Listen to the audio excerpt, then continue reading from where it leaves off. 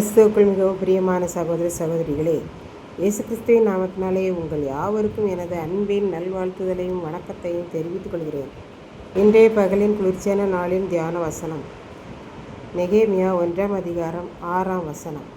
அடியேனுடைய ஜெபத்தை கேட்கிறதற்கு உம்முடைய செவி கவனித்தும் உம்முடைய கண்கள் திறந்தும் இருப்பதாக. நானும் என் தகப்பன் வீட்டாரும் பாவம் செய்தோம். சிறையிருப்பிலிருந்து எருசலேமுக்கு வந்தவர்களில் மரித்து போனவர்கள் தவிர மீதியாயிருப்பவர்கள் எல்லாரும் அந்த தேசத்தில் இருக்கிற அந்நியர்களால் மகா கொடிய தீமையையும் நிந்தனையையும் அனுபவிக்கிறார்கள் என்று நெகேமியா சூசான் அரண்மனையில் இருக்கும்போது கேள்விப்பட்டான். நான் அரண்மனையில் இருக்கிறேன், எனக்கென்ன, யாரும் எப்படியும் போகட்டும் என்று அவன் இருக்கவில்லை. உடனே இந்த வார்த்தைகளை கேட்டு உட்கார்ந்து அழுகிறான். சில நாட்களாய் துக்கப்பட்டு உபவாசம் பண்ணி பரலோகத்தின் தேவனாகிய கர்த்தரை நோக்கி மன்றாடி ஜெபிக்கிறான். நாமாக இருந்தால் நான் அரண்மனையில் சகல வசதிகளோடும் இருக்கிறேன் என்று சொல்லி கேட்டும் கேளாதவர்கள் போல இருப்போம். அவன் பரலோகத்தின் தேவனை நோக்கி கெஞ்சுகிறான்.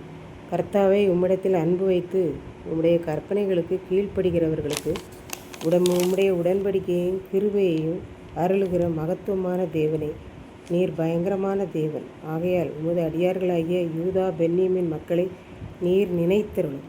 உமது அடியார்களாகிய இஸ்ரவேல் மக்களுக்காக இன்று இரவும் பகலும் நான் உம்மிடம் மன்றாடுகிறேன். இஸ்ரவேல் மக்களாகிய நாங்கள் உமக்கு விரோதமாக செய்த பாவ அக்கிரமங்களை அறிக்கை செய்கிற உமது அடியேனுடைய ஜெபத்தை கேட்பீராக என்றார். நாங்கள் பூர்வ முதல் உம்முடைய தயவிலே தான் இருக்கிறோம். ஆனாலும் நாங்கள் எகிப்திலிருந்து புறப்பட்ட நாள் முதல் இந்நாள் வரைக்கும் பாவத்திலே விழுந்து விழுந்து உமக்கு கோபமூட்டி நீர் மறுபடியும் மன்னித்து இப்படியே நாங்கள் உம்முடைய இரக்கத்தினாலே வாழ்ந்தோம்.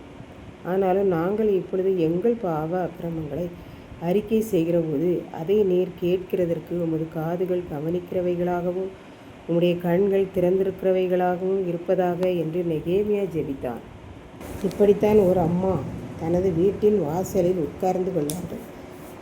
அவர்களுக்கு வயதாகிவிட்டது. ஆனாலும் வாசலில் உட்கார்ந்து கொண்டு அந்த வழியாய் வருவோர் போவோரிடம் பேசுவார்கள்.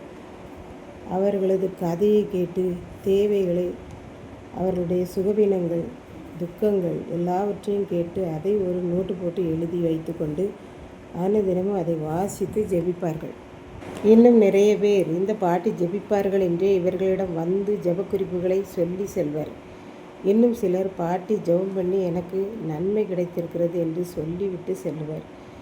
இப்படி இந்த அருமையான பாட்டி, ஆண்டவர் நான் பண்ணுகிற ஜெபத்தை கேட்கிறவர், அவருடைய காது கவனித்து கொண்டே இருக்கும், அவருடைய கண்கள் நாம் என்ன செய்கிறோம் என்பதை பார்த்து கொண்டே இருக்கும் என்பதை அறிந்திருக்கிறார்கள். இப்படித்தான் அன்றைக்கு நெகேமியாவும் அரண்மனையிலே எல்லா வசதிகளோடு இருந்தாலும் அவன் ஆண்டவரை மறக்கவில்லை, தன்னுடைய இஸ்ரவேல் ஜனங்களையும் மறக்கவில்லை. அவர்களை விசாரிக்கவும் அவர்களுக்காக ஆண்டவரிடம் மன்றாடி உபவாசித்து ஜெபிக்கவும் மறக்கவில்லை என்று நாம் பார்க்கின்றோம். இதை கேட்டு கொண்டிருக்கும் எனக்கன்பானவர்களே, இன்றைக்கு நாம் மற்றவர்களுக்காக ஜெபிப்பதில் எந்த நிலைமையில் இருக்கிறோம் என்பதை சிந்தித்து பார்ப்போம். அந்த பாட்டி வயதான போதும் மற்றவர்களை நினைத்து அனுதினமும் ஜெபிக்கிற ஊழியத்தை செய்தார்கள். எஸ்ராவும் சூசான் அரண்மனையிலே அநேகம் வேலைகள் இருந்தாலும் அவைகளையெல்லாம் முடித்துவிட்டு நேரம் கண்டுபிடித்து இஸ்ரேல் மக்கள் எல்லாரையும் குறித்து விசாரிப்பது மாத்திரமல்ல, அவர்களுக்காக ஜெபிக்கவும் அவன் மறக்கவில்லை. நாமும் இன்றைக்கு எத்தனையோ பேரிடம் ஃபோனிலும் நேரிலும் பேசுகிறோம். அப்படி நாம் பேசுகிற போது வெறுமனே பேசுகிறவர்களாக மாத்திரம் விட்டுவிடாமல் அவர்களுக்காக ஆண்டவரிடம் எஸ்ராவை போல அழுது மன்றாடி துக்கப்பட்டு உபவாசித்து ஜெபிக்க நாம் இன்றைக்கு அழைக்கப்படுகிறோம்.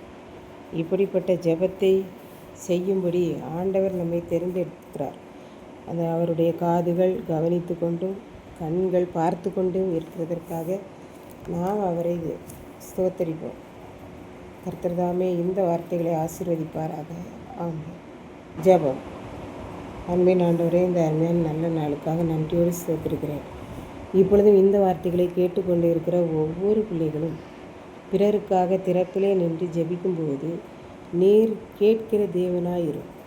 மீட்பர் இயேசு கிறிஸ்துவின் நாமத்திலே தாழ்மையோடு வேண்டிக் கொள்கிறேன் பிதாவே. ஆமென்.